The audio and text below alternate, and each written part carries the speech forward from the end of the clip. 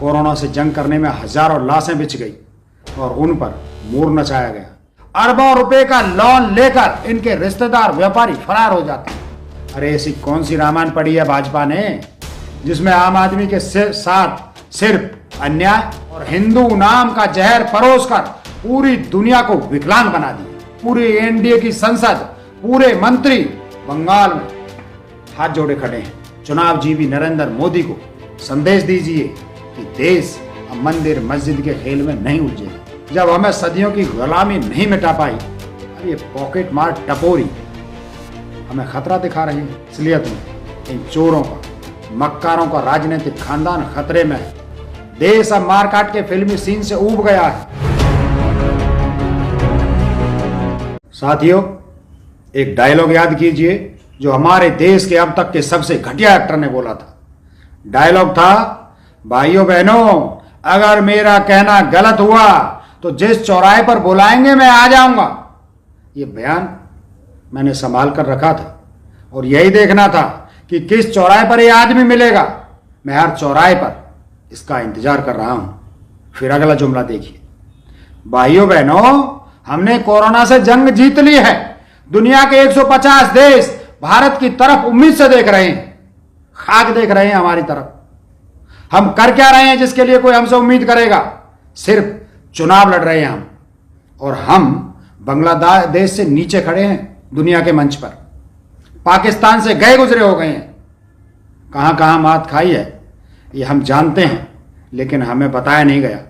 मोदी ने मोर को दाना खिलाया, यह मंजर मीडिया ने खूब दिखाया, पर 10 लाख बैंक कर्मचारी रोड पर थे, ये किसी ने नहीं दिखाया, क्योंकि इससे उसी ढोंगी का काला चेहरा सामने आ जाता। कोरोना से जंग करने में हजारों लाशें बिछ गई और उन पर मोर नचाया गया। पेड़ों के पीछे से निकल कर फोटो शूट करवाकर मातम में डूबे लोगों का मजाक बनाया गया। ये सब सुनकर आपको जो नाम याद आ रहा है बिल्कुल सही है। ये नाम एक ऐसा दुखद सपना है जिसने देश भर की चैन की नींद उड़ा दी है। कोरोना की पहली लहर में कहा गया था कि मुझे सिर्फ 21 दिन दीजिए, हम कोरोना को हराएंगे, और इस तरह हराएंगे कि दुनिया तमाशा देखेगी। अब हकीकत देखिए, ये कोरी बकवास करने वाला नेता आज प्लेन में मशरूम की सब्जी खाकर दिखावे की बोटियां तोड़ने बंगाल जा रहा है। वो नेता जो दुर्भाग्य से देश का प्रधानमंत्री बन गया। यह नेता एक ऐसा फैसला है जिसे याद करके सिर्फ शर्म आएगी। कहा था हम 2 करोड़ रोजगार देंगे, उसकी जगह हर रोज 2 लाख कोरोना मरीज निकल रहे हैं।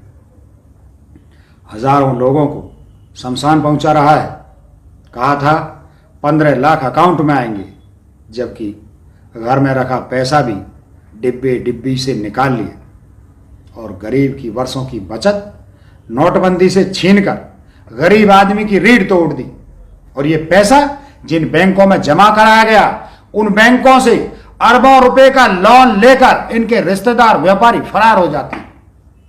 फिर वो पैसा डूब खाते में डालकर मामला रफा दफा कर दिया जाता है। क्या इससे अब भूल गए? कहा था राम राज्य आएगा। क्या हुआ राम राज्य का? बेटियों के शरीर रात में 2 बजे जला दिए जाते हैं। एक बेटी को सुबह 5 बजे जिंदा जला दिया जाता है। एक बेटी की गाड़ी पर ट्रक चढ़वा दिया जाता है। अरे ऐसी कौन सी रामायण पढ़ी है भाजपा ने जिसमें आम आदमी के साथ सिर्फ अन्याय और दमन दिखाया जाता है? दुनिया में, इतिहास में, संसार के अस्तित्व में ऐसा कोई ग्रंथ नहीं है जो मानवीयता के खिलाफ संदेश देता हो। ये सिर्फ एक धोखा है जो मोदी जी ने किया और हिंदू नाम का जहर परोसकर पूरी दुनिया को विकलांग बना दिया। जो गंदा और जानलेवा खेल खेला है मोदी जी ने, उसे अब पूरी भाजपा में विधायकों और सांसदों की चरण पादुकाओं से नजर उतार कर हिसाब लिया जाएगा। मोदी जी बंगाल में शीर्षासन इसलिए कर रहे हैं क्योंकि उन्हें पता है कि मई में किसान फिर अपने रंग में लौटेगा। यदि भाजपा बंगाल में हार जाती है तो किसानों को हावी होने का मौका मिल जाएगा और देश में संदेश जाएगा कि लोग भाजपा से नाराज हो गए हैं, इसलिए पूरे एनडीए की संसद, पूरे मंत्री बंगाल में हाथ जोड़े खड़े हैं। एक सच ये भी है कि यदि बंगाल में कोई कारस्तानी हुई तो इसका परिणाम भारी होगा, जो मोदी जी के गले की फांस बन जाएगी और उसका खामियाजा दिल्ली की कुर्सी तक चुकाना पड़े। क्योंकि बंगाली पूरे देश में फैले हैं, वो बंगाली जो गाना गाकर भी नाम कमाते हैं और फिर नचा नचा कर घुंघरू के साथ पैर भी तोड़ देते हैं। असम, तमिलनाडु, केरल सहित मध्य प्रदेश की दमोह उपचुनाव की सीट पर भाजपा के उतरते हेलीकॉप्टर से अंदाजा लगाया जा सकता है कि किस तरह पानी की तरह पैसा बहाया जा रहा है। हेलीकॉप्टरों में जो पेट्रोल लगता है उसकी कीमत भी पूछिए कभी नेताओं से, तब समझ आएगा कितना खर्च कर रही है भाजपा और भोगेगा कौन।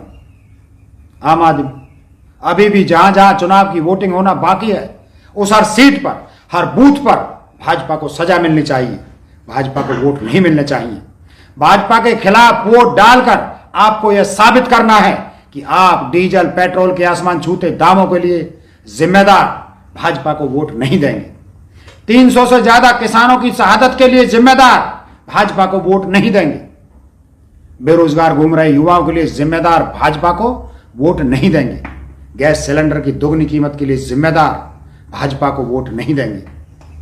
आप देश हित में भाजपा को हराने का संकल्प लें और जहां जहां मौका मिले भाजपा के खिलाफ वोट देकर मोदी नाम के घटिया एक्टर को और प्रधानमंत्री के नाम पर धब्बा बन चुके चुनाव जीवी नरेंद्र मोदी को संदेश दीजिए कि देश अब मंदिर मस्जिद के खेल में नहीं उलझेगा।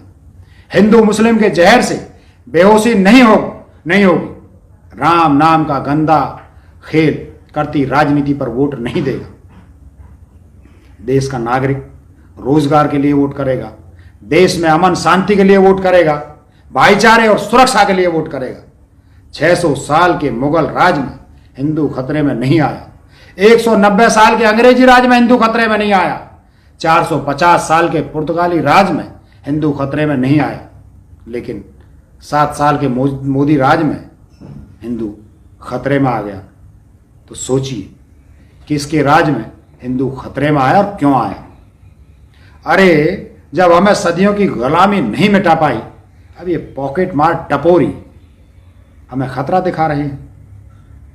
असलियत में इन चोरों का, मक्कारों का राजनीतिक खानदान खतरे में है, इनकी राजनीति खतरे में है, इनका भविष्य खतरे में है। इसलिए इन्होंने आपको खतरे में बताकर खुद को बचा लिया। अब आंखें खोलकर इनको जवाब देने का समय है। बंगाल के हर बंगाली को और दमोह उपचुनाव में दमोह के लोधियों को अपनी हुंकार भरनी होगी और मोदी को दिखाना होगा कि ये देश अब तुम्हारे जुमलों में नहीं फंसेगा। देश अब मारकाट के फिल्मी सीन से ऊब गया है। अब देश अपने परिवार को सुख देना चाहता है, ना कि व्यापारियों को। वोट कीजिए, सोच समझ कर कीजिए। डर और धोखे की भाजपा को नहीं, अमन शांति और तरक्की के लिए कांग्रेस को वोट कीजिए। जय हिंद साथियों।